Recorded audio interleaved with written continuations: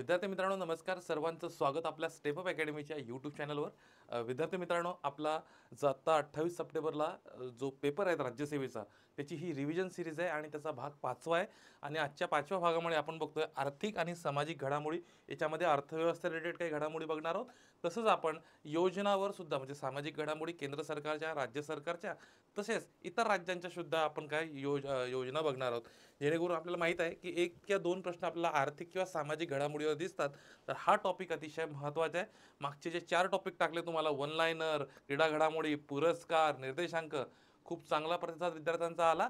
चला या व्हिडिओला सुद्धा तुम्ही, चला जे विद्यार्थी नवीन आलेत त्यांनी चॅनलला नवीन असेल तर काय करा, आपल्या चॅनलला सबस्क्राईब करून घ्या आणि व्हिडिओला एकदा दनादन लाईक ठोका मित्रांनो. आपला 5वा भाग आहे रिव्हिजनचा. आणि मला बरेच जण विचारते, सर महासंग्राम कधी येणार आहेत? तर मित्रांनो काळजी करू नका, आपला महासंग्राम लवकरच व्हिडिओ येणार आहेत. महासंग्राम यावेळेस आपण 10 तासांची कंपाईल व्हिडिओ सिरीज करतोय. महासंग्राम 10 तास विषय खल्लास. तर विद्यार्थी मित्रांनो, चला आजचं आपलं टॉपिक सुरू करूया. चालू घडामोडीमध्ये आर्थिक आणि सामाजिक हा सगळ्या परीक्षेसाठी महत्त्वाचा टॉपिक आहे, लक्षात असू द्या. चला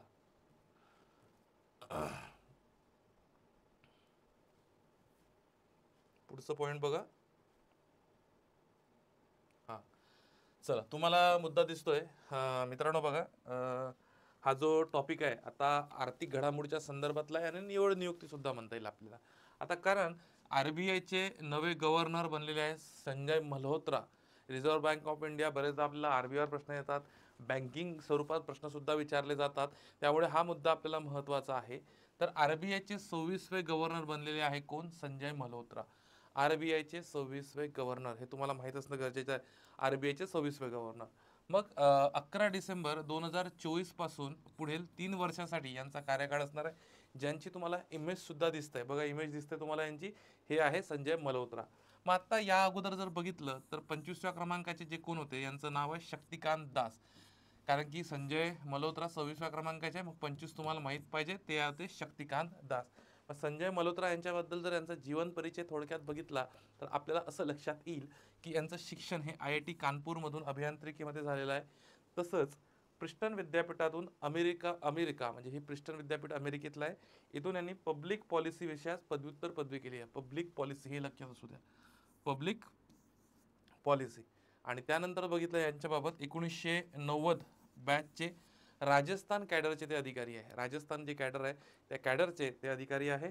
तसंच त्यांनी 2020 आणि 21 मध्ये ऊर्जा मंत्रालयामध्ये अतिरिक्त सचिव म्हणून त्यांनी काम पाहिलेले आहे, 2020-2021 दरम्यान. ठीक आहे, आपण बघतोय संजय मल्होत्रा यांच्याबद्दल. चला आता पुढचं बघूया. पुढची स्लाइड बघा. तर बघा मित्रांनो, लक्षात घ्या, त्यांनी वित्त मंत्रालयात महसूल विभागाचे सचिव आणि वित्तीय सेवा विभागाचे सचिव म्हणून काम केलेले आहे.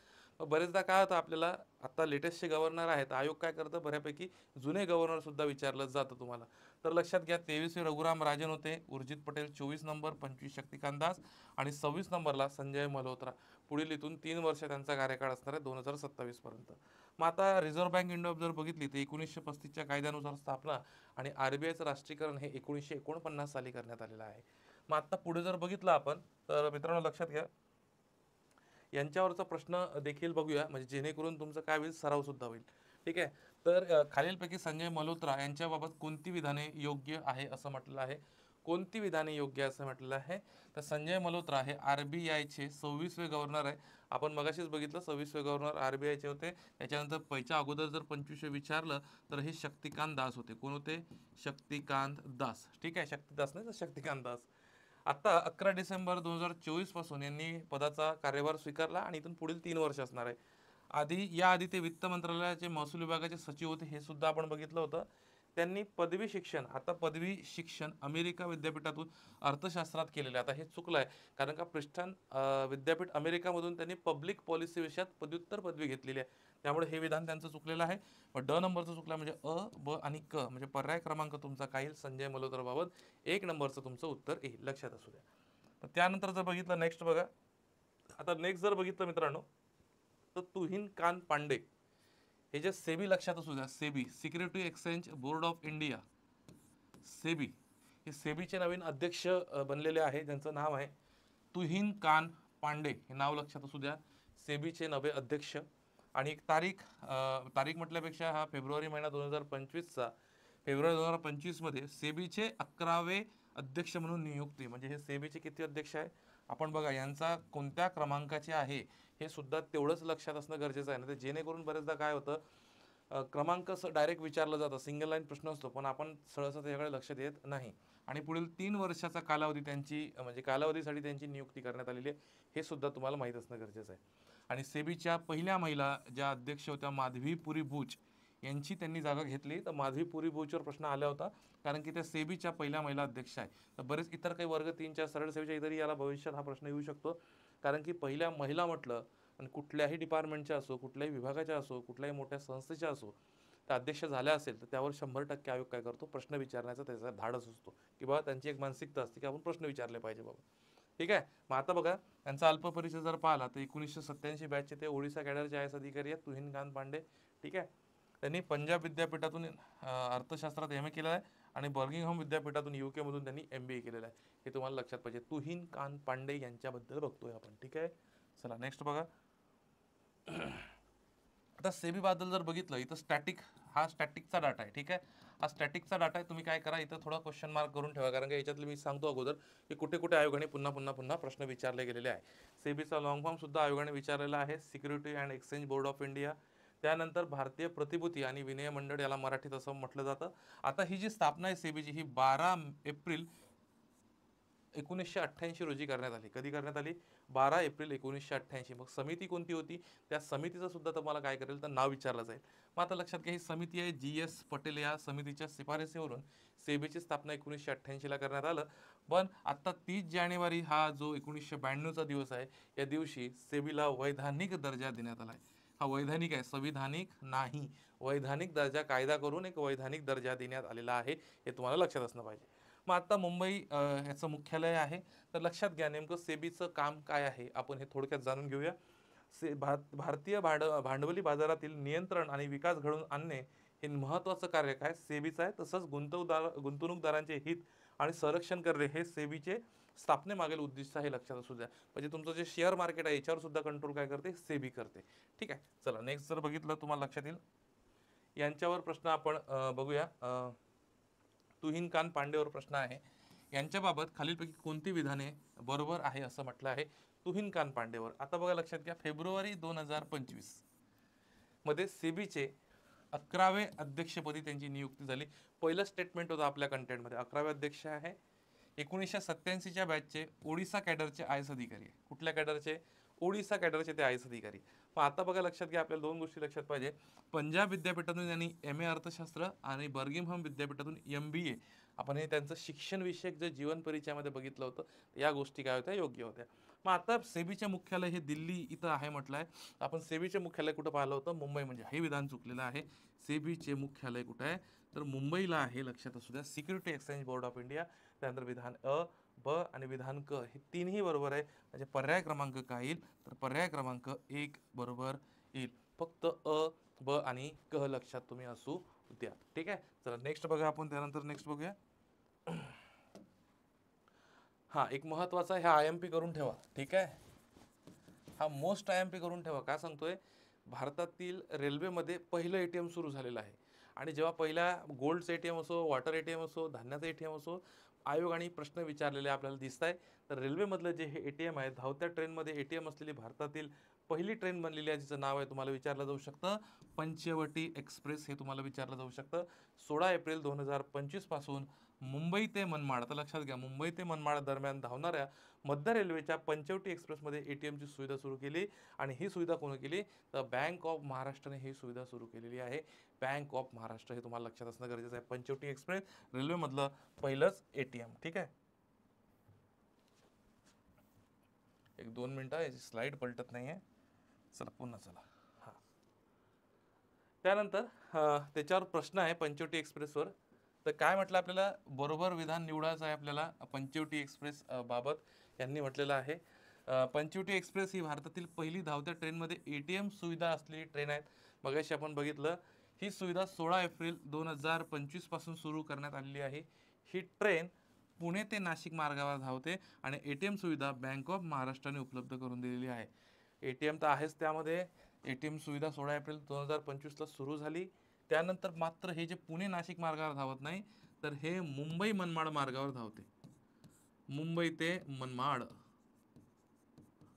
ठीक आहे, मुंबई ते मनमाड मार्गावर धावते आणि बँक ऑफ महाराष्ट्राने सुविधा केली. म्हणजे क विधान चुकलेलं होतं. याचं अ, ब आणि ड तुम्हाला पर्याय क्रमांक 1 बरोबर दिसेल. अ, ब आणि ड असे ऑप्शन कट करायचे आणि उत्तर काढायचे. ठीक आहे. चला नेक्स्ट जर आपण बघितलं तर तुम्हाला लक्षात येईल.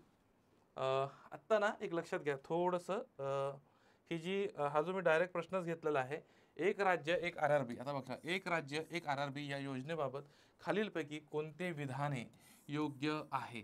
ठीक आहे. आता बघा चौथा नंबरचा प्रश्न तुम्ही व्यवस्थित वाचून घ्या. आता बघा इथे काय म्हटलेलं आहे बघा, केंद्र सरकारने 11 राज्यातील 15 प्रादेशिक ग्रामीण बँकांच्या एकत्रीकरणाला काय दिली, मान्यता दिली. कधी, लक्षात घ्या, केंद्र सरकारने 11 राज्यातील 15 प्रादेशिक ग्रामीण बँकांचा एकत्रीकरणाला काय दिली, परवानगी दिली किंवा मान्यता दिली. हे एक राज्य एक RRB योजने अंतर्गत आहे, लक्षात असू द्या.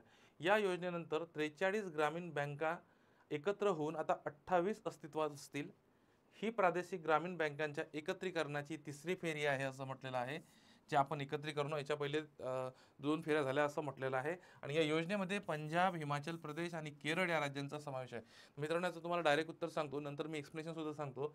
हे जे एक राज्य एक RRB योजना आहे, याच्या अंतर्गत हे काय करताय, बँकांचं एकत्रीकरण करताय. त्या अंतर्गत जर बघितलं तुम्हाला लक्षात येईल, ही एकत्रीकरणाची तिसरी फेरी नाही आहे, तर ही एकत्रीकरणाची चौथी फेरी आहे. आता या चौथ्या फेरीमध्ये लक्षात घ्या, पंजाब, हिमाचल प्रदेश आणि केरळ राज्यांचा समावेश नाही आहे, लक्षात असू द्या. त्यामुळे तुम्हाला सांगतो क आणि ड विधान चुकलेलं आहे. अ आणि ब विधान तुम्हाला बरोबर दिसते, पर्याय क्रमांक 1. आता याचं जर स्पष्टीकरण तुम्ही थोडक्यात जर बघितलं तुम्हाला अंदाज येईल, प्रादेशिक ग्रामीण बँकांच्या एकत्रीकरणाची ही चौथी फेरी आहे. ठीक आहे, प्रादेशिक ग्रामीण बँकांच्या एकत्रीकरणाची ही चौथी फेरी आहे, हे लक्षात असू द्या. हे काय MP आहे त्याचं स्टेटमेंट. आणि हिमाचल प्रदेश, पंजाब आणि केरळ राज्यांचा यामध्ये समावेश नाही. आता प्रादेशिक ग्रामीण बँक जर ज्याला RRB म्हणतो आपण, 1975ला स्थापना आहे कायदा. आता लक्षात घ्या कोणाची शिफारस होती, तर लक्षात घ्या नरसिंहम समितीच्या शिफारसीनुसार. याचा उद्देश जर बघितला RRBचा, तर ग्रामीण भारतातील कर्जातील तफावत भरून काढणे आणि संस्थात्मक कर्ज पुरवठा मजबूत करणे याचं काम आहे महत्त्वाचा. RRB तुम्हाला इथेही प्रश्न विचारला जाऊ शकतो किंवा एखादं काय विचारलं जाईल तुम्हाला, कोणत्या समितीनुसार ते स्थापन करण्यात आलेले आहे, हे सुद्धा प्रश्न तुम्हाला विचारला जाऊ शकतो. मग आत्ता हा जो नीती आयोग दिसतोय, 10 वर्ष पूर्ण झालेले आहेत नीती आयोगाला, 10 वर्ष पूर्ण झालेले आहेत. त्यामुळे नीती आयोगावर सुद्धा प्रश्न आपल्याला येऊ शकतो. आता नीती आयोगाला 1 जानेवारी 2025ला 10 वर्ष पूर्ण झाले. नीती आयोगाचा फुल फॉर्म बघा, नॅशनल इन्स्टिट्यूशन झालेलं आहे फॉर ट्रान्सफॉर्मिंग इंडिया, हे लक्षात असू द्या. याची स्थापना 1 जानेवारी 2015ला करण्यात आली होती. नियोजन आयोग जे आपल्याकडे होतं, या नियोजन आयोगाची जागा कोणी घेतली, तर नीती आयोगाने घेतली आहे, तुम्हाला लक्षात असू द्या. मग याचा उद्देश नेमकं लक्षात घ्या, शाश्वत विकास, धोरणात्मक नवक्रम आणि प्रशासन सुधारणासारख्या समकालीन आव्हानावर लक्ष केंद्रित करणे हे महत्त्वाचं आहे. याचं मुख्यालय नीती आयोगाचं कुठं, नवी दिल्लीला. अध्यक्ष पंतप्रधान असतात, लक्षात असू द्या. ठीक आहे, मला कमेंट बॉक्समध्ये सांगा आता नीती आयोगाचे उपाध्यक्ष नेमके कोण आहे. ठीक आहे. आता नीती आयोग जर पाहिला, याच्याविषयी कोणती विधाने योग्य आहे असं म्हटलेलं आहे. ठीक आहे, कोणते विधाने योग्य असं म्हटलेलं आहे. नीती आयोगाची स्थापना 1 जानेवारी 2015 रोजी झाली, कारण की आता 2025मध्ये 10 वर्ष पूर्ण झाली, म्हणजे हा विधान बरोबर आहे. नीती आयोगाचे मुख्यालय मुंबई येथे आहे, तर नीती आयोगाचे मुख्यालय कुठे आहे, तर दिल्ली येथे आहे. नीती आयोगाचे मुख्यालय मुंबईला नाही रे बाबा, दिल्लीला आहे, त्याच्यामुळे ब विधान बरोबर आहे. नीती आयोगाचे उद्दिष्ट शाश्वत विकास आणि धोरणात्मक नवक्रम आहे, आपण मगाशीच बघितलं होतं, त्यामुळे हे विधान सुद्धा बरोबर आहे. हे विधान चुकलेलं आहे ब. नीती आयोगाच्या उपाध्यक्षांची नियुक्ती पंतप्रधान करतात, हे सुद्धा बरोबर आहे. त्याच्यामुळे अ, क आणि ड म्हणजे पर्याय क्रमांक तुम्हाला काय दिसतोय, 1 बरोबर आहे, लक्षात असू द्या. ठीक आहे, नेक्स्ट बघा. बरेच विद्यार्थी ना माझ्या बॅच बद्दल विचारत होते, तर मागच्या वेळेस मी त्यांना कन्फ्युजन थोडं दूर केलं. गट ब ची जी आता तयारी करताय, तर गट ब साठी ही रिव्हिजन बॅच म्हणजे प्रॉपर आम्ही राज्यसेवेच्या विद्यार्थ्यांसाठीच ही बॅच ऑफलाईन आणि ऑनलाईन स्वरूपात 2 सप्टेंबरला घेतलेली होती पुण्यामध्ये. स्टेप अप अकॅडमीमध्ये, ठीक आहे, स्टेप अपला. तर आत्ता काही विद्यार्थ्यांचं मला एवढे मेसेज आले की सर हे ग्रुप बी साठी आता घेऊ का? तर मित्रांनो, हे वन डे रिव्हिजन बॅच होती, ही स्पेशली आपण राज्यसेवेसाठी काढली होती. जे पूर्व राज्यसेवेची तयारी करताय किंवा राज्यसेवेची 28 तारखेचा पेपर देणार आहे, तर त्यांनीच ही बॅच घ्या. आता ही बॅच ऑफलाईन होणार नाही आहे. ऑफलाईन फक्त आता पुढच्या वेळेस कंबाईन ग्रुप बीलाच असणार आहेत. तरी पोरं रिक्वेस्ट करताय की सर एक तरी बॅच आपली तिथे ऑफलाईन असली पाहिजे पुण्यात. पण आता मित्रांनो ते शक्य नाही आहे, कारण की आता रिव्हिजनचा काळ आहे आणि आत्ता तिथं ऑफलाईन बोलवणं त्याच्यापेक्षा ज्यांना रिव्हिजन करायचे त्यांनी काय करा, ही बॅच जी आहे ही ऑनलाईन स्वरूपात उपलब्ध आहे. रेकॉर्डेड 6 ते 7 तासांची बॅच आहे आणि याच्यासोबत मी नोट्स सुद्धा दिलेले आहेत. फक्त एक तुम्हाला विनंती आहे, बरेच विद्यार्थी काय करतात, पहिले बॅच बघतात, मी त्याच्यात 2 पेक्षा जास्त व्ह्यू दिलेले आहे आणि असं विचारच करायचा नाही 2 व्ह्यू भेटत आहे मित्रांनो तर मग आपण मी कधीही बघू शकतो. एकाच वेळेस तुम्हाला समजलं पाहिजे याची मानसिकता ठेवा. काय होतंय, मला म्हणलं तर काल सर मग मी प्रिंट नाही काढली, पहिले अगोदर लेक्चर बघून घेतलं, तर तसं करू नका. प्रिंट तुमच्याकडे नोट्स सोबत असल्या पाहिजे. मी जे जे अंडरलाईन तुम्हाला करायला लावतोय ते व्यवस्थित करा. कुठलं वाचायचं आहे कुठलं नाही वाचायचं हे जर समजलं नाही ना मित्रांनो, तर परीक्षेमध्ये चालू घडामोडी विषयामध्ये मार्क येत नाही. ठीक आहे, तर तुम्हाला जे जे सांगतोय लेक्चरमध्ये जसं सांगितलंय, हे अंडरलाईन करा, हे सोडू नका. बघा प्रश्न असा सोडवला जातो, हे सगळं बॅचमध्ये व्यवस्थित घेतलेलं आहेत मी. ठीक आहे, आणि जे आता विनंती करतो, जे पुढील बॅच घेतात त्यांनी अगोदर नोट्स काढा आणि तुम्ही लेक्चर बघत असताना तुमच्या जवळ नोट्स असल्या पाहिजे, तरच लेक्चर बघायचं. ठीक आहे, चला नेक्स्ट बघा. अमेरिका सर्वात मोठा व्यापारी भागीदारी देश असं म्हटलंय अमेरिका. तर एक केंद्र सरकारने 16 एप्रिल 2025 रोजी एक आकडेवारी जाहीर केली आणि या आकडेवारीनुसार अमेरिका भारत यांच्यातील आर्थिक व्यापार 2024-25 मध्ये हा 131.84 अब्ज डॉलरवर गेलेला आहे आणि सलग चौथ्या वर्षी असं म्हटलंय अमेरिका भारताचा सर्वात मोठा व्यापारी भागीदारी देश ठरलेला आहे. तर तुम्हाला फक्त हे एक थोडंसं लक्षात पाहिजे, ही 131.84 अब्ज 2024-25 ची आकडेवारी आहे, एवढं लक्षात असू द्या. ठीक आहे, बाकीच्यातलं काही लक्षात नसलं तरी चालतं. ठीक आहे, चला नेक्स्ट बघा.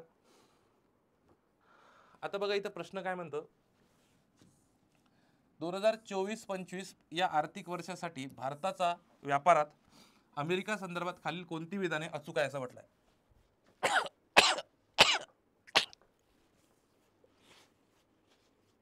ठीक आहे, सॉरी, चला पुढे चला.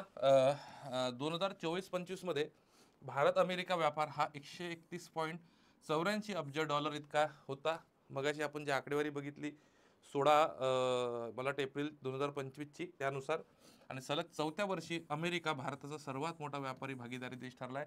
त्यामुळे आणि थोडं काय झालं, सर्दी झालेली आहे आणि त्याच्यामुळे काय शिकवताना तेव्हा घसामध्ये पण खसखस करत आहे, तर तुम्हाला आवाजातही थोडा बदल जाणवत असेल. ठीक आहे, तर तेवढं थोडंसं लक्ष नका देऊ त्याच्याकडे, कारण काय झालं, लेक्चर घेणंच तेवढं महत्त्वाचं आहे. मुलांचं आता पेपरसुद्धा आलेले आहे आणि कंटिन्यू मागच्या 1 महिन्यापासून तुम्हाला माहिती आहे की राज्यसेवा म्हणा की ग्रुप बी एमपीसीची कुठली परीक्षा म्हणा, म्हणजे पूर्व चालू घडामोडीचा अभ्यास शेवटच्या 1.5-2 महिन्यातच करतात. तर महाराष्ट्रावर सगळीकडे लेक्चर्स आणि त्याच्यात आपलं ऑनलाईन लेक्चर रेकॉर्ड करणे आणि त्याच्यासाठी यूट्यूबला लेक्चर रेकॉर्ड करणे, 2-3 दिवसापासून घसा कसकस करतोय. ठीक आहे, चला मित्रांनो, बघा लक्षात घ्या, आणि ब जर पाहिलं तर लक्षात घ्या दोन्ही विधानं बरोबर आहे. म्हणजे तुम्हाला आणि ब अचूक दिसतील.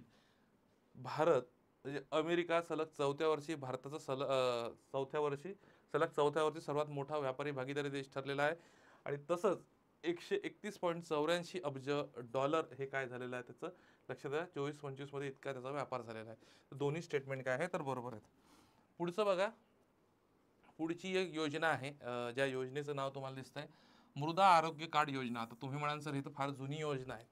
ही योजना तुम्हाला 19 फेब्रुवारी 2015 ची दिसत असेल, पण तुम्ही म्हणाल सर 19 फेब्रुवारी 2015च्या योजना आपण का घेतोय. तर बरेचदा काही योजनेला 5 वर्ष, 7 वर्ष, 10 वर्ष, 15 वर्ष, 20 वर्ष जर असे काही पूर्ण होत असेल तर त्याच्या स्टॅटिकला आयोग प्रश्न विचारतो. त्यामुळे ह्या योजनेला आता मृदा आरोग्य कार्ड जी योजना आहे, या योजनेला 10 वर्ष पूर्ण झाले. 19 फेब्रुवारी 2025ला 10 वर्ष पूर्ण झालेले आहेत मृदा आरोग्य कार्ड योजनेला. आता याची सुरुवात झाली होती 19 फेब्रुवारी 2015ला राजस्थान येथील सुरतगड येथून. आता जर पाहिलं तर याचं उद्दिष्ट जर पाहिलं तर संपूर्ण भारतातील सर्व शेतकऱ्यांना मृदा आरोग्य कार्ड जारी करण्यात राज्य सरकार दत्तक करणारी ही एक केंद्र पुरस्कृत योजना होती. म्हणजे आपण त्यांना मृदा आरोग्य कार्ड जारी करणार होतो, त्या संदर्भात संपूर्ण भारतातील सर्व शेतकऱ्यांसाठी होती, लक्षात असू द्या. मग आता इकडे तुम्हाला जर समजा प्रश्न विचारला तर बघा लक्षात घ्या, मृदा आरोग्य कार्ड योजना, सॉइल हेल्थ कार्ड स्कीम संदर्भात कोणती विधाने योग्य आहे असं विचारलेलं आहे. ही योजना 19 फेब्रुवारी 2015 रोजी सूरतगड राजस्थान, लक्षात घ्या सूरतगड राजस्थान इथून सुरू करण्यात आली, म्हणजे हे स्टेटमेंट बरोबर होतं. 2025 मध्ये, आता हे लक्षात घ्या थोडंसं इथं 2025 मध्ये, आता 2025 मध्ये कोणत्या कोणत्या योजनेला 10 वर्ष पूर्ण झाल्यात, या सगळ्या योजना मी घेतल्या आहेत, काही काळजी करू नका. 2025 मध्ये या योजनेला 10 वर्ष पूर्ण झाली. आणि इथं काय म्हटलंय की ही योजना केवळ शब्द आला इथं आदिवासी भागातील शेतकऱ्यांसाठी आहे. ठीक आहे, मी तुम्हाला उद्देश काय सांगितला होता, हे भारतातील सर्व शेतकऱ्यांसाठी आहे, सर्व शेतकऱ्यांसाठी.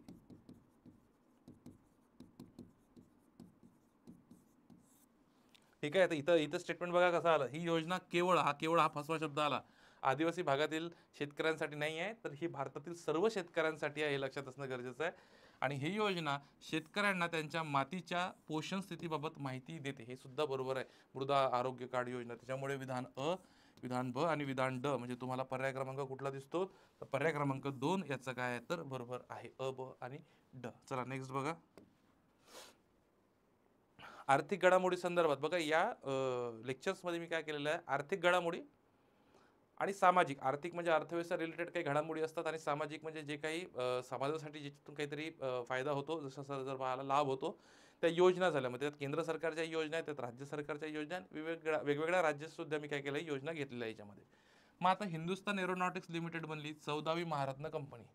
आता महारत्न कंपनी आपल्याला इकॉनॉमिक्समध्ये आपल्याला स्टॅटिकला सुद्धा आहे, महारत्न कंपनी, मिनिरत्न कंपनी, नवरत्न कंपनी, ह्या. तर ही कंपनीचं नाव सुद्धा आहे HAL, हल. महारत्न दर्जा भेटला आहे हिंदुस्तान एरोनॉटिक्स लिमिटेड, HAL ला महारत्नाचा दर्जा भेटलेला आहे, आणि हे ऑक्टोबर 2024 मध्ये जाहीर झालं. ठीक आहे, मग महारत्न दर्जा प्राप्त कंपनी किती ठरली आहे HAL, तर 14व्या क्रमांकाची कंपनी ठरलेली आहे. मग महारत्न, नवरत्न, मिनिरत्न योजना कशा संदर्भात एक दोन बघून घेऊया. केंद्रीय सार्वजनिक उद्योगांना त्यांच्या यशावर अवलंबून मिनिरत्न, नवरत्न आणि महारत्न दर्जा दिला जातो, म्हणजे प्रत्येकाचे निकष वेगळे आहे. मग आता आपण काय करतो की समजा महारत्नाचे काय काय निकष आहेत ते बघतोय, तर लक्षात घ्या, पहिले आपण योजना बघूया. ह्या ज्या नवरत्न आणि मिनिरत्न तुम्हाला दिसतं, ह्या दोन्ही योजना कधी सुरू झाल्यात, 1997 पासून. ठीक आहे, दोन्ही योजना कधी सुरू झाल्या, 1997, आणि महारत्न योजना सुरू झाली आहे 2010. मग आता महारत्न दर्जासाठी पात्रता निकष जर आपण बघितले, तर त्याच्यासाठी पहिलंच निकष आहे की ते नवरत्न असली पाहिजे, महारत्नाचा दर्जा मिळायचा असेल तर. आलं का लक्षात, पहिलेच तुम्हाला काय पाहिजे, ते नवरत्न पाहिजे. ठीक आहे, त्यानंतर मागील 3 वर्षात, आता बघा हे दुसरं स्टेटमेंट, तिसरं स्टेटमेंट, चौथं स्टेटमेंट, इथं तुम्हाला मागील 3 वर्षात मी काय करतो, अंडरलाईन करतो, मागील 3 वर्षात, आणि चौथ्यामध्ये बघा मागील 3 वर्षात. हे लक्षात पाहिजे, मागील 3 वर्षात सरासरी उलाढाल, म्हणजे इथं टर्नओव्हर तुम्हाला किती पाहिजे, 25,000 कोटी रुपयांपेक्षा अधिक पाहिजे.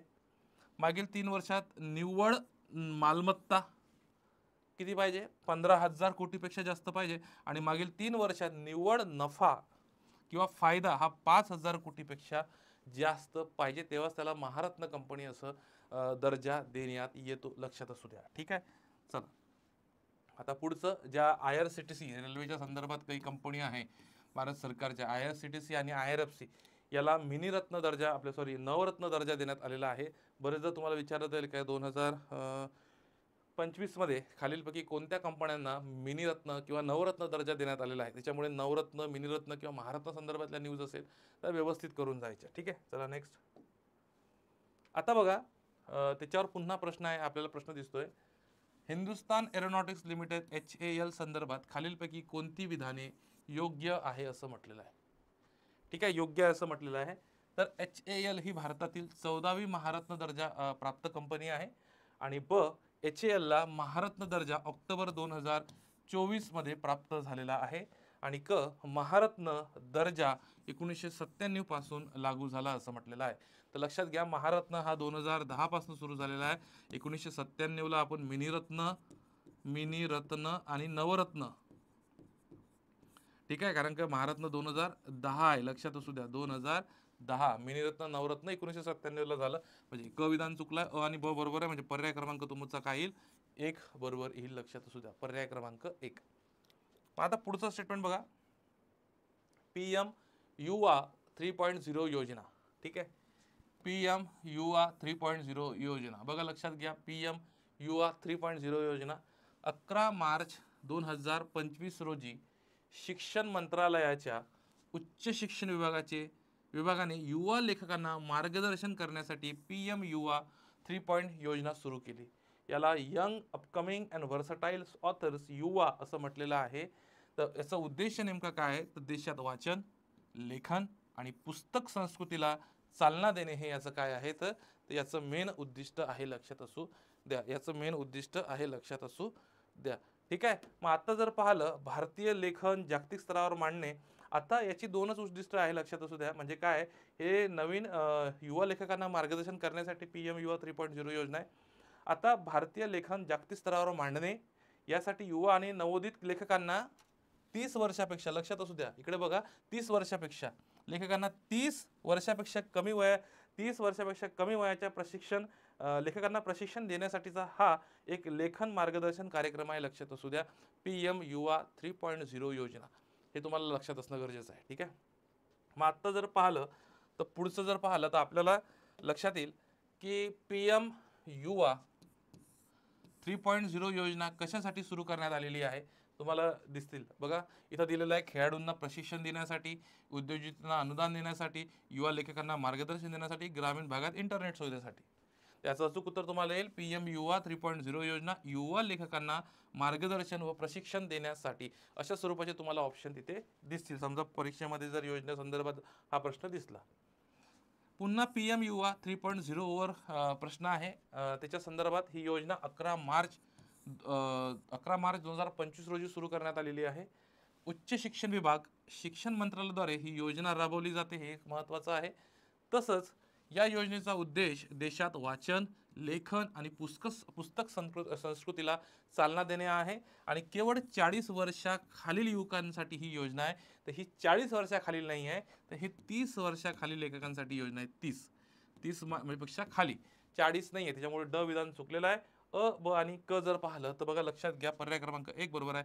अ, ब, क विधान काय आहे, तर याचं बरोबर आहे, ड विधान चुकलेलं आहे. चला नेक्स्ट बघूया. चला आता RBI संदर्भात प्रश्न आहे. 11 नंबरचा तुमचा प्रश्न दिसतोय तुम्हाला. खालीलपैकी कोणते विधाने भारतीय रिझर्व्ह बँक संदर्भात योग्य असं विचारलेलं आहे. RBI ची स्थापना ही 1 एप्रिल 1935 ला झाली. CD देशमुख हे पहिले भारतीय गव्हर्नर होते RBI चे, हे लक्षात असू द्या. RBI चे राष्ट्रीयकरण 1949 ला झालं आणि RBI चे मुख्यालय जर बघितलं तर हे सुरुवातीस दिल्ली येथे होते. तर आता हे RBI चे मुख्यालय जर तुम्ही मला सांगा, आपण 11 नंबरचा प्रश्न बघतोय. ठीक आहे, 11 नंबरचा प्रश्न आपण बघतोय. तर RBI चे सुरुवातीस मुख्यालय हे दिल्ली नव्हते, तर हे कलकत्ताला होते, कलकत्ता. आणि कलकत्त्यावर मग आता RBI चे मुख्यालय कुठे आणले आहे, तर मुंबईला आणले आहे, लक्षात असू द्या. म्हणजे तुमचं ड नंबरचं विधान जर चुकलेलं असेल, तर योग्य विचारलं असेल, तर पर्याय क्रमांक तुमचा काय आहे, ते 2 बरोबर येते इथे. ठीक आहे. चला नेक्स्ट बघा. मग RBIच्या स्थापनेला आता 90 वर्ष पूर्ण झाली, म्हणून मी हा थोडा स्टॅटिकमध्ये RBIचा प्रश्न घेतलेला आहे, लक्षात असू द्या. RBIच्या स्थापनेला 2025 मध्ये 90 वर्ष पूर्ण झाली, लक्षात असणं गरजेचं आहे.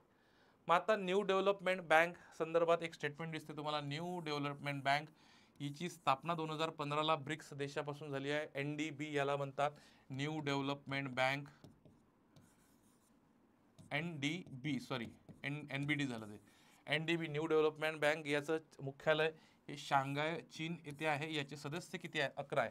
अल्जेरिया, बांगलादेश, ब्राझील, चीन, इजिप्त, भारत, रशिया, दक्षिण आफ्रिका, UAE, उरुग्वे आणि इंडोनेशिया.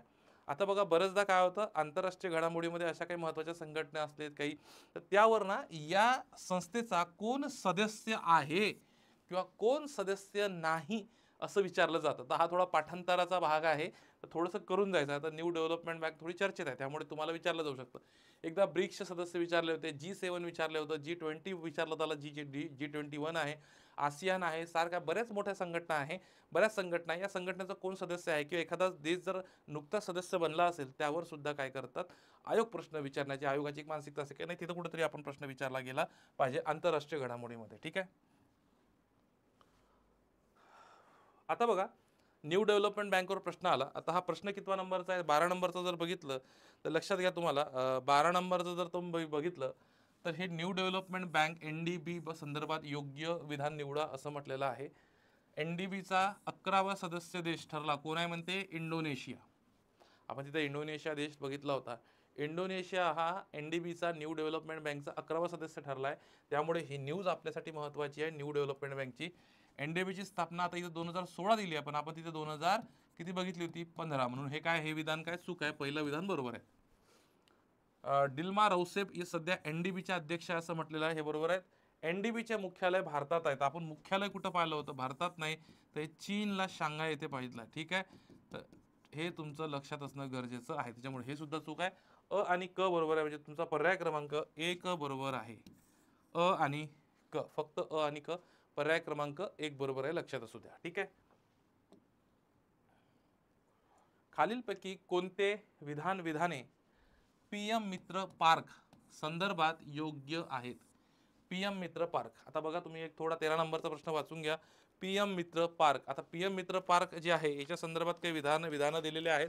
तर विद्यार्थी मित्रांनो, PM मित्र पार्क जर आपण बघितलं तर आपल्याला थोडक्यात लक्षात येईल, भारतातील पहिला एकात्मिक वस्त्रोद्योग पार्क मध्य प्रदेशातील धार जिल्ह्यात उभारण्यात येणार आहेत म्हणते. ठीक आहे. आणि PM मित्र पार्क योजना वस्त्रोद्योग मंत्रालयाने 2022 सुरू केली आहे. तर हे PM मित्र पार्क योजना 2021ला सुरू केलेली होती. त्यामुळे ब नंबरचं विधान चुकलं आहे. आणि महाराष्ट्रातील पहिला PM मित्र पार्क अमरावती येथे उभारण्यात येणार आहे. PM मित्र पार्क हा अमरावती येथे उभारण्यात येणार आहे, लक्षात असू द्या. ठीक आहे. मग त्याच्यामुळे तुम्हाला अ आणि क हे 1 नंबरचं विधान काय आहे, तर हे योग्य आहे. ठीक आहे. त्याच्या पहिले आता बघा 2 मिनिटं. हा, खालीलपैकी कोणते विधाने GDPच्या नवीन आधारभूत वर्षाशी संबंधित आहे किंवा संबंधित योग्य आहे असं विचारलेलं आहे. GDP मोजताना एक आधारभूत वर्ष असतं, आता ते बदललेलं आहे. आणि बरेचदा प्रश्न आपल्याला विचारला की GDPचं नुकतं आता या वर्षा म्हणजे आधारभूत वर्ष नेमकं काय, तर 2 डिसेंबर 2024 रोजी केंद्र सरकारने नवीन आधारभूत वर्ष जाहीर केले GDPच्या संदर्भात. आणि नवीन आधारभूत वर्ष 2022-23 निवडले गेले, लक्षात असू द्या.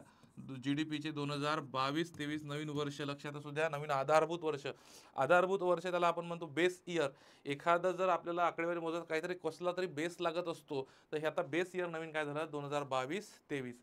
आणि यापूर्वी 2015 मध्ये 2004-5 च्या जागी 2011-12 हे आधारभूत वर्ष स्वीकारण्यात आलेले होते. यावर प्रश्न येऊ शकतो, थोडं हे IMP करून ठेवा. ठीक आहे, हे IMP करून ठेवा. ओके, तर उत्तर काय येईल याचं? पर्याय क्रमांक 4 अ ब क हे जे काय तुम्हाला दिसतंय, हे तिन्ही विधानं काय आहे, तर हे तिन्ही विधानं योग्य आहे. ठीक आहे. चला,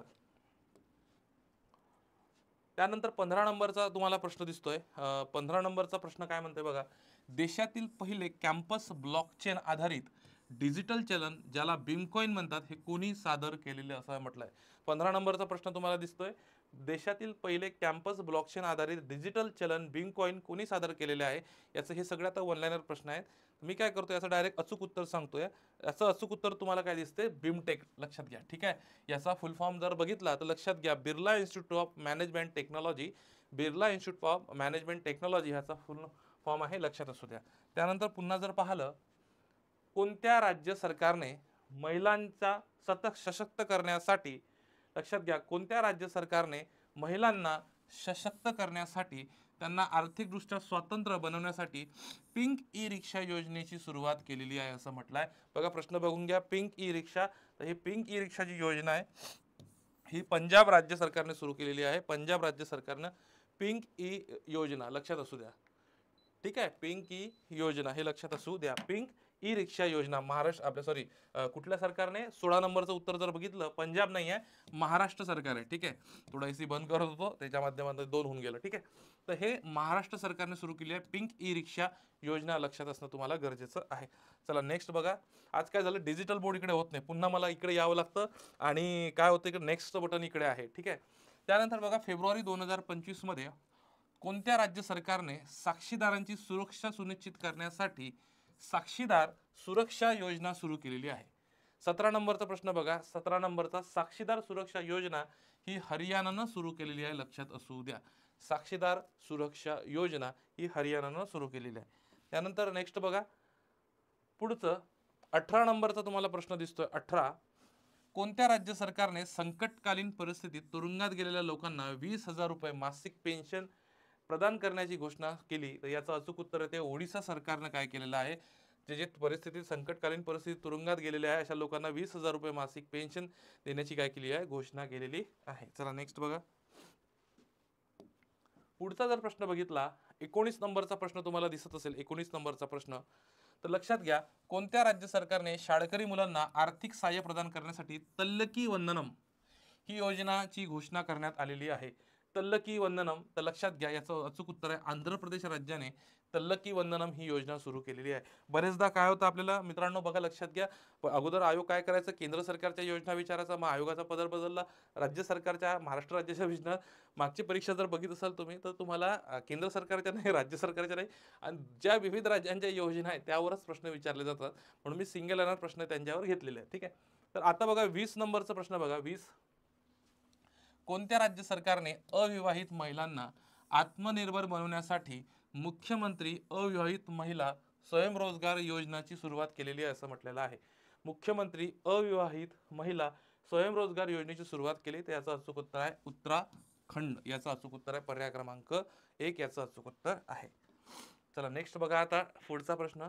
कोणत्या राज्य सरकारने, 21 नंबरचा प्रश्न आहे, कोणत्या राज्य सरकारने मुख्यमंत्री बालिका समृद्धी योजना ही जी आहे, मुख्यमंत्री बालिका समृद्धी योजना आणि मुख्यमंत्री कन्या आत्मनिर्भर योजनेची सुरुवात केलेली आहे? याचं अचूक उत्तर आहे त्रिपुरा. याचं अचूक उत्तर काय आहे तर त्रिपुरा आहे, लक्षात असू द्या. मग आता पुढचा जर प्रश्न आपण बघितला तर आपल्याला असं लक्षात येईल, प्रश्न क्रमांक 22 आहे, तुम्हाला लक्षात असू द्या 22 नंबरचा प्रश्न आहे. आता याच्यामध्ये 22 नंबरचा प्रश्न एकदा वाचून घ्या. ऑगस्ट 2024 मध्ये कोणत्या राज्य सरकारने शाळकरी विद्यार्थ्यांसाठी पौष्टिक आहार उपलब्ध करून देण्यासाठी मुख्यमंत्री बाल पौष्टिक आहार योजना सुरू केली? काय मात्र आहे, मुख्यमंत्री बाल पौष्टिक आहार योजना कोणी सुरू केलेली आहे? तर 22चं उत्तर आहे 2 हिमाचल प्रदेश सरकारने मुख्यमंत्री बाल पौष्टिक आहार योजना काय केली आहे तर सुरू केलेली आहे. त्यानंतर नेक्स्ट, जून 2024 अधिक चांगलं न्याय प्रदान करण्यासाठी कोणत्या राज्याने पहिली साक्ष संरक्षण, बघा लक्षात घ्या, पहिली साक्ष संरक्षण योजनेला मंजुरी दिली असं म्हटलंय? 23चं उत्तर आहे पर्याय क्रमांक 3. पर्याय क्रमांक 3 मध्ये आहे आसाम, याचं अचूक उत्तर आहे. चला नेक्स्ट बघूया. माझी मुख्यमंत्री माझी लाडकी बहीण योजना तुम्हाला माहितच असेल, आपली महाराष्ट्राची आहे. 24चं उत्तर 4 येतं, लक्षात असू द्या 4 नंबरचं उत्तर आहे. 2024 मध्ये कोणत्या राज्याने शेतकऱ्यांना आर्थिक सहाय्य प्रदान करण्यासाठी मुख्यमंत्री शेतकरी सन्मान निधी योजना सुरू केलेली आहे? शेतकरी सन्मान निधी योजना, तर 25चं उत्तर आहे पर्याय क्रमांक 4 राजस्थान. ठीक आहे, तर पर्याय क्रमांक 4 काय आहे तर राजस्थान. खालीलपैकी कोणत्या देशाच्या नवीन नोटांमध्ये जगात पहिल्यांदाच अत्याधुनिक होलोग्राफिक्सचा वापर करण्यात आलेला आहे? तर याचं अचूक उत्तर येते जापान. आता तुम्ही जर होलोग्राफिक्स जर बघितलं तर ही जापानची नोट आहे. या नोटेमध्ये आता तुम्हाला थोडं झूम करता बघा, हे तुम्हाला होलोग्राफिक्स दिसत असेल इथं. ठीक आहे, हे तुम्हाला लक्षात असणं गरजेचं आहे. नेक्स्ट बघा. खालीलपैकी कोणत्या बँकेला risk manager of the year पुरस्कार 2024 ने सन्मानित करण्यात आलं? तर याचं अचूक उत्तर आहे RBI, रिझर्व्ह बँक ऑफ इंडियाला risk manager of the year पुरस्कार देण्यात आलेला आहे. त्यानंतर खालीलपैकी कोणत्या बँकेने खास महिलांसाठी अवनी नावाची नवीन बचत बँक योजना सुरू केलेली आहे? तर याचं अचूक उत्तर येईल, आपल्या पुस्तकामध्ये थोडं प्रिंट मिस्टेक झाली, इथं बँक ऑफ महाराष्ट्र दिलेला आहे. ठीक आहे, तर DTP करताना प्रिंट मिस्टेक झाली आहे. तर याचं अचूक उत्तर काय आहे, बंधन बँक, लक्षात असू द्या. ठीक आहे, बंधन बँक. ठीक आहे, अवनी नावाची नवीन बचत योजना बंधन बँक. आता 29 नंबरचा प्रश्न बघा. 29 नंबरचा, पशुधन कार्बन डायऑक्साईड उत्सर्जनावर कर लागू करणारा जगातील पहिला देश कोणता? आता याचं उत्तर बघा, तुम्हाला याचं थोडं आयर्लंड आणि डेन्मार्कमध्ये कन्फ्युजन आहे, पण याचं अचूक उत्तर आहे डेन्मार्क. डेन्मार्क या देशाने पशुधन कार्बन डायऑक्साईड उत्सर्जनावर कर लागू करणारा जगातला पहिला देश ठरलेला आहे. लक्षात असू द्या, जगातला पहिला देश ठरलेला आहे, तुमचं लक्षात असणं गरजेचं आहे. त्यानंतर नेक्स्ट बघा, जगातील पहिली कार्बन फायबर हायस्पीड ट्रेन कोणत्या देशाने सादर केलेली आहे असं म्हटलेलं आहे? जगातील पहिली कार्बन फायबर हायस्पीड ट्रेन कोणत्या देशाने सादर केलेली आहे असं म्हटलं आहे? तर याचं अचूक उत्तर आहे ते चीन. ठीक आहे. तर 30 प्रश्न एक महत्त्वाचे. आता आपण काय करूयात, महत्त्वाचा जो काही कंटेंट आहे त्या कंटेंट संदर्भात आपण जाऊया. ज्या काही महत्त्वाच्या राज्य सरकारच्या केंद्र सरकारच्या योजना आहेत त्या आपण बघतोय. मुख्यमंत्री वयश्री योजना फेब्रुवारी 2024 या योजनेची सुरुवात झालेली आहे आणि 65 वर्षावरील ज्येष्ठ नागरिकांना या योजनेचा लाभ होणार आहे. ठीक आहे. आणि ज्यांचं उत्पन्न 2 लाखांपेक्षा कमी असणार आहे त्यांनाच, त्याच नागरिकांना या योजनेचा लाभ मिळणार आहे. मुख्यमंत्री वयश्री योजना. आता अदिती योजना तुम्हाला सांगतोय. अदिती योजना, आता ही मार्च 24 ची थोडी जुनी आहे, पण केंद्र सरकारच्या जुन्याच योजना सहसा आयोग विचारतं. तर लक्षात घ्या, अदितीचा फुल फॉर्म जर पाहिला तर ॲसिंग डेव्हलपमेंट ऑफ इनोव्हेटिव्ह टेक्नॉलॉजीत विथ आयडेक्स, याचं उद्दिष्ट या योजनेचं असं आहे संरक्षण तंत्रज्ञानातील संशोधन, विकास आणि नवकल्पना म्हणजे इनोव्हेशन यासाठी स्टार्टअप, जे नवीन काही स्टार्टअप असतात या स्टार्टअपना 25 कोटी रुपयापर्यंतचं अनुदान प्रदान करण्यासाठीची ही अदिती योजना आहे. आणि याची तरतूद जर पाहिली तर हे 750 कोटी रुपयाची काय आहे तर तरतूद आहे, लक्षात असू द्या. उन्नती योजना, आता ही पण मार्च 24 चीच आहे. उन्नती योजना, याचं नोडल मंत्रालय वाणिज्य आणि उद्योग मंत्रालय, लक्षात असू द्या. याचा उद्देश जर पाहिला तर ईशान्य प्रदेशातील उद्योगांचा विकास आणि रोजगार निर्मिती करणे हा मुख्य उद्देश आहे उन्नतीचा. आता उन्नतीचा जर तुम्ही फुल फॉर्म बघितला, उत्तर पूर्व ट्रान्सफॉर्मेटिव्ह इंडस्ट्रियलायझेशन स्कीम हे याचं उन्नतीचा फुल फॉर्म आहे. ईशान्य प्रदेशात उद्योगांचा विकास आणि रोजगार निर्मिती या योजनेचा मुख्य उद्दिष्ट आहे, लक्षात असू द्या. नेक्स्ट बघा, पंतप्रधान सूर्यघर मोफत वीज योजना, लक्षात असू द्या. पंतप्रधान सूर्यघर मोफत वीज योजना. आता पंतप्रधान सूर्यघर मोफत वीज योजना जर आपण बघितली तर लक्षात घ्या, उद्घाटन याचं झालं 15 फेब्रुवारी 2024 ला. याचं उद्दिष्ट काय आहे? पंतप्रधान सूर्यघर मोफत वीज योजना आहे. याचं जर उद्दिष्ट बघितलं तर 1 कोटी घरांना दरमहा 300 युनिट मोफत वीज देण्यासाठीची ही योजना आहे, लक्षात असू द्या. काय म्हटलंय? 1 कोटी घरांना दरमहा 300 युनिट मोफत वीज देण्यासाठीची ही योजना आहे असं विचारलेलं आहे, म्हणजे सांगितलेलं आहे. ठीक आहे. चला मग त्यानंतर कीर्ती कार्यक्रम नेमका कशाचे संदर्भ आहे? कीर्ती कार्यक्रम, आता बघा हे जुलै 2024 मध्ये या योजनेचा शुभारंभ झाला. तर कीर्ती कार्यक्रमचा उद्देश आहे की खेलो इंडिया जे मिशन आहे, खेलो इंडिया मिशन आहे, या मिशन अंतर्गत देशव्यापी कार्यक्रमाचा उद्देश देशभरातील शाळांमध्ये नावनोंदणी केलेल्या 9 ते 18 वयोगटातील प्रतिभावान खेळाडूंना ओळखणे. तुम्हाला माहिती आहे का, आपल्याकडे समजा राष्ट्रकुल असो, ऑलिम्पिक असो, याच्यामध्ये काय येतं की पदकांची संख्या भारताच्या खेळाडूची थोडी कमी दिसते. त्या अंतर्गत हे सगळे आपण आता खेलो इंडिया मिशन, म्हणजे हे जे खेलो इंडिया हिवाळी स्पर्धा, उन्हाळी स्पर्धा, विद्यापीठ स्तराच्या स्पर्धा याच्यासाठीच खेळतो की आपल्या खेळाडूंना काहीतरी कुठेतरी प्रोत्साहन मिळावं. ठीक आहे, त्यांची प्रतिभा कुठेतरी ओळखली गेली पाहिजे आणि त्यानुसारच मग या सगळ्या याचा सुरुवात झालेली आहे. पंतप्रधान सूर्योदय योजना, पंतप्रधान सूर्योदय योजना, आता बघा याच्यामध्ये 22 जानेवारी 2024 ला सुरू झाली. याचं उद्दिष्ट बघा काय, लक्षात घ्या, 1 कोटी घरांच्या छतावर सौर पॅनल स्थापन करण्याच्या उद्देशाने ही योजना सुरू करण्यात आलेली आहे, लक्षात असू द्या. बघा योजनेवर प्रश्न विचारताना ना 2 गोष्टी लक्षात घ्या. राज्याची योजना असेल तर सहसा जोडालावर प्रश्न येतात, ही कोणत्या राज्याची योजना आहे, आणि केंद्र सरकार किंवा राज्यात कुठलीही असो तुम्हाला फक्त ती योजनेची सुरुवात, योजनेचा नेमका उद्दिष्ट काय आहे हे तुम्हाला माहीत असणं गरजेचं आहे. कारण काय आहे की तुम्हाला यावर जास्तीत जास्त प्रश्न असतात, उद्देश तुम्हाला माहीतच पाहिजे, कारण योजनेच्या उद्देशावरच बऱ्याच काही डिपेंड असतं, तुम्हाला प्रश्न सॉल्व्ह करता येईल. त्यानंतर स्वामित्व योजना, या योजनेला नुकतेच 5 वर्ष पूर्ण झाले. योजनेची सुरुवात ही 24 एप्रिल 2020 ला करण्यात आली होती. काय, गावाचा सर्वेक्षण आणि सुधारित तंत्रज्ञानाच्या सहाय्याने नकाशे तयार करणारी ही स्वामित्व योजना आहे. पंचायत राज दिन जो असतो, या पंचायत राज दिनी ही योजना सुरू करण्यात आलेली होती. ठीक आहे. चला नेक्स्ट बघा, आता बघा बेटी बचाव बेटी पढाव योजना.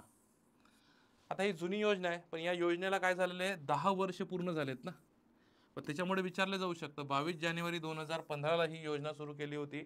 कुठून सुरू केली होती? पानिपत हरियाणा इथून सुरू केली होती. ठीक आहे. तर याचा उद्देश काय आहे? घटते बाल लिंग गुणोत्तर रोखणे आणि लिंग आधारित निवडीला प्रतिबंध करणे या योजनेचा उद्दिष्ट होता. 10 वर्ष पूर्ण झाले 2025 मध्ये, तर तुम्हाला प्रश्न विचारला जाऊ शकतो यावर. ठीक आहे. चला नेक्स्ट, सुकन्या समृद्धी योजना. आता बघा सुकन्या समृद्धी योजना आहे ना, हे 22 जानेवारी 2015 ला सुरू झाली पानिपत हरियाणा इथनं. या योजनेला सुद्धा 10 वर्ष पूर्ण झाले. याचा उद्देश जर बघितला तर मुलीचे शिक्षण सक्षमीकरण यावर लक्ष केंद्रित करणे ही योजनाचा मुख्य उद्देश आहे. आणि ही योजना बेटी बचाव बेटी पढाव या योजनेअंतर्गतचा एक भाग आहे. मुलगी जन्मल्यानंतर ती 10 वर्षाची होईपर्यंत पालक तिचे खाते उघडू शकतात. सुकन्या समृद्धी योजना. ठीक आहे. त्यानंतर उजाला योजना आपण बघतोय. उजाला योजना. आता बघा उजाला योजना नेमकी काय आहे. याची जानेवारी 2015ला सुरुवात आहे. या योजनेला 10 वर्ष पूर्ण झालेले आहेत. 10 वर्ष पूर्ण झाल्या योजनेला.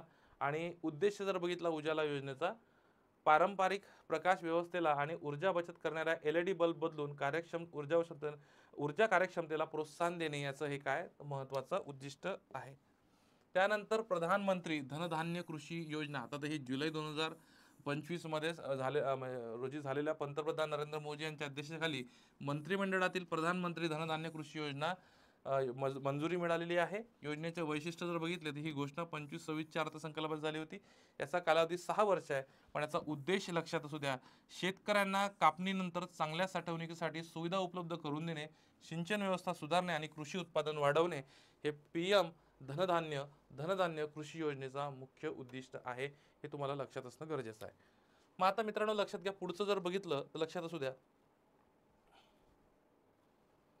चला, इथपर्यंतच मला वाटते काही महत्त्वाच्या योजना आपण बघितलेल्या आहेत. तर विद्यार्थी मित्रांनो, तुम्हाला आमचा हा रिव्हिजन व्हिडिओ कसा वाटला आम्हाला कमेंट बॉक्समध्ये टाका आणि जास्तीत जास्त विद्यार्थ्यांपर्यंत शेअर करा, जेणेकरून त्यांना सुद्धा या रिव्हिजन व्हिडिओचा लाभ होईल. आणि तुम्हाला एक सूचना आहे की आपला जो महासंग्रामचा व्हिडिओ आहे हा लवकरच तुम्हाला आपल्या यूट्यूबला दिसणार आहे. तोपर्यंत तुम्हाला मनपूर्वक शुभेच्छा. तुम्हाला काही अडचण असल्यास मी माझा एक संपर्क नंबर देऊन ठेवतो, 7769812010. हा माझा एक व्हॉट्सअप नंबर आहे. तुम्हाला स्पर्धा परीक्षेबद्दल किंवा चालू घडामोडी या विषयाबद्दल अडचण असेल तर मला प्लीज व्हॉट्सअप करू शकता. कॉल काय होतं, कॉल एवढे रोज कॉल येतात पण काही जणांचे कॉल उचलल्या जात नाही, रिसीव्ह होत नाही.